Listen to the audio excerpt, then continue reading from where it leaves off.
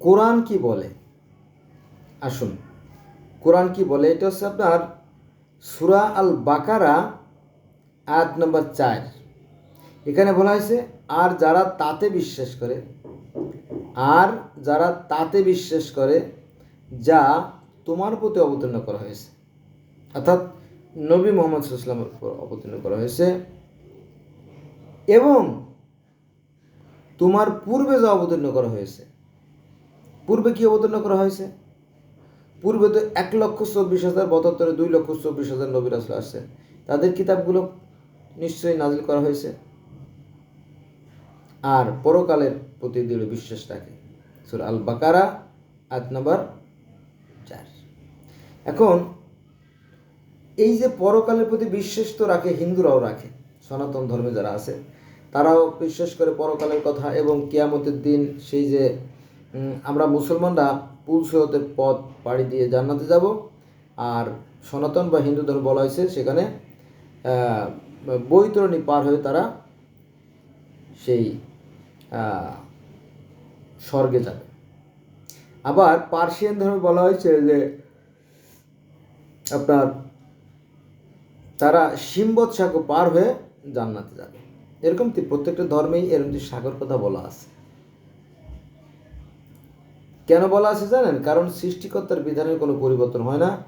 কারণ আল্লাহ বলতেছেন কোরআনের অন্যত্র আয়াতে যে এমন কোনো জাতি নাই, এমন কোনো সম্প্রদায় নাই যে আমি তাদের ভাষায় প্রতিনিধি প্রেরণ করিনি।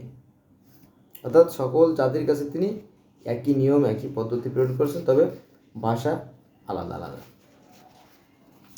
আর এই জন্য আল্লাহ বলছেন যে আর যারা তাতে বিশ্বাস করে যা তোমার প্রতি অবতীর্ণ করা হয়েছে, অর্থাৎ কোরআনে যারা বিশ্বাস করে এবং তোমার পূর্বে যা অবতীর্ণ করা হয়েছে। পূর্বে কি অবতীর্ণ করা হয়েছে?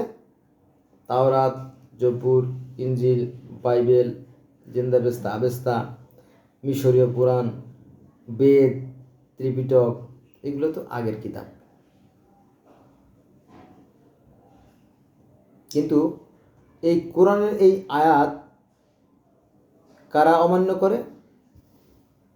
এই ধর্মগুরুরাই অমান্য করে। তারা কোরআন পড়ে তারা আবার এই আয়াতের বিরোধিতা করে।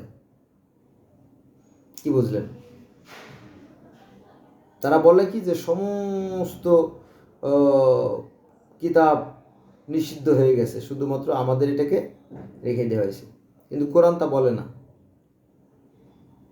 কোরআন কি বলে শুনছেন তো? আবার বলি, আর যারা তাতে বিশ্বাস করে যা তোমার প্রতি অবতীর্ণ করা হয়েছে, অর্থাৎ কোরআনে, এবং তোমার পূর্বে যা অবতীর্ণ করা হয়েছে। পূর্বে বলতে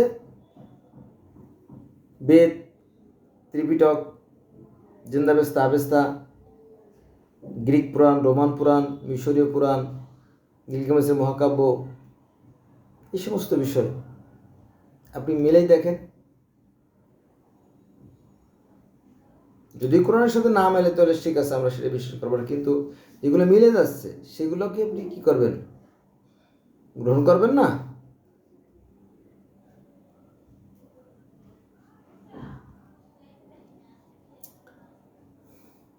তোমার পূর্বে যা অবতীর্ণ করা হয়েছে আর পরকালের প্রতি যারা দৃঢ় বিশ্বাস রাখে, সূরা বাকারা আয়াত নম্বর 4। মানে পূর্ববর্তী কিতাবের প্রতি বিশ্বাস রাখতে বলা হয়েছে আর কি।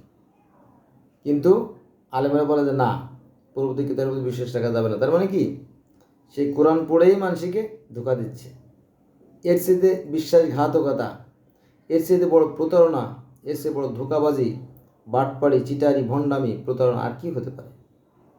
কোরআন পড়ে নিজের মন মতো কোরআনের ব্যাখ্যা করা, এটা খুবই ভয়ঙ্কর এবং খুব জঘন্যতম পাপ। ফলে এই আলেমদের অধিকাংশই বড় ধরনের বিপদে পড়ে যাবে, কোনো সন্দেহ নাই। কারণ এরা ধর্ম পড়ে মানুষকে ধোঁকা দেয়, কোরআনের সঠিক ব্যাখ্যা তারা করে না। হাদিস দিয়ে কোরআন বোঝাতে চায়।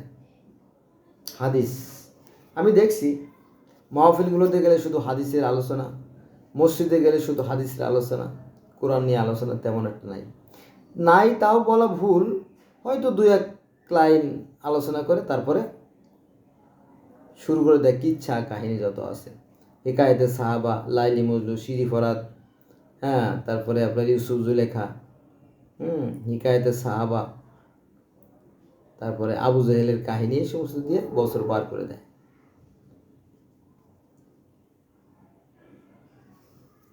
বন্ধুরা, আজকে এ পর্যন্ত রইল, ভালো থাকবে।